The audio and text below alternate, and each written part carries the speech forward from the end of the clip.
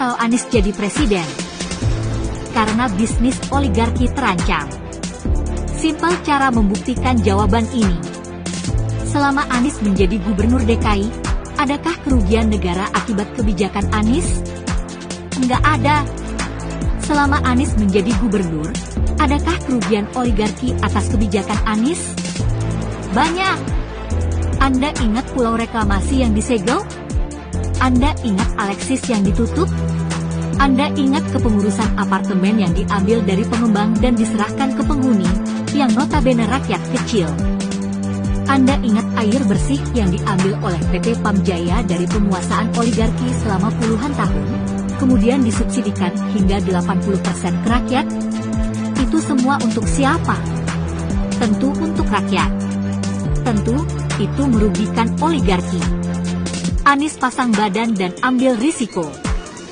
Anies harus berhadap-hadapan langsung dengan mereka. Anies harus menghadapi pihak-pihak yang punya komitmen dengan mereka. Demi siapa? Demi Anda yang masih sadar sebagai rakyat. Sekali lagi, ini bukan tentang Anies. Ini tentang siapa yang masih peduli terhadap negara ini. Tentang siapa yang berani ambil risiko untuk menghadapi siapa saja yang berupaya merusak dan membahayakan negara ini. Ini soal patriotisme dan nasionalisme.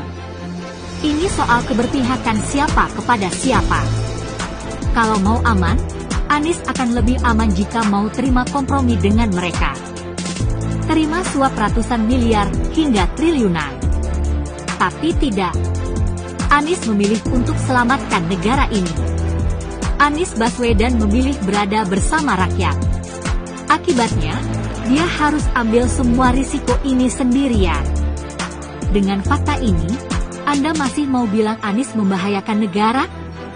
Kalau begitu, Anda perlu ke psikiater. Terima kasih. Jangan lupa bagikan video ini.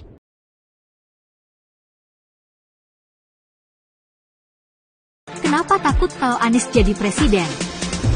Karena bisnis oligarki terancam.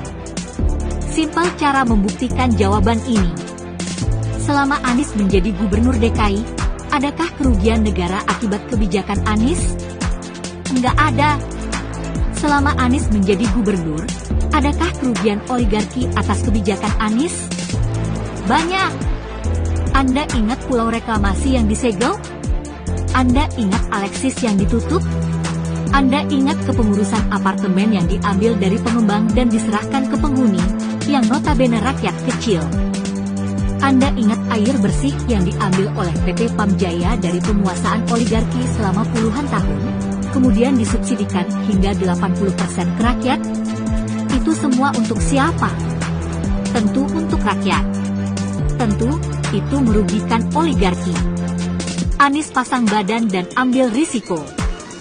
Anies harus berhadap-hadapan langsung dengan mereka. Anies harus menghadapi pihak-pihak yang punya komitmen dengan mereka. Demi siapa? Demi Anda yang masih sadar sebagai rakyat. Sekali lagi, ini bukan tentang Anies. Ini tentang siapa yang masih peduli terhadap negara ini. Tentang siapa yang berani ambil risiko untuk menghadapi siapa saja yang berupaya merusak dan membahayakan negara ini. Ini soal patriotisme dan nasionalisme.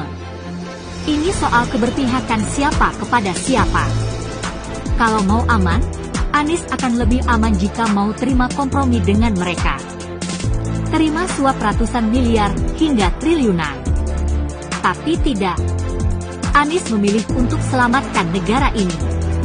Anies Baswedan memilih berada bersama rakyat. Akibatnya, dia harus ambil semua risiko ini sendirian. Dengan fakta ini, Anda masih mau bilang Anies membahayakan negara? Kalau begitu, Anda perlu ke psikiater. Terima kasih. Jangan lupa bagikan video ini.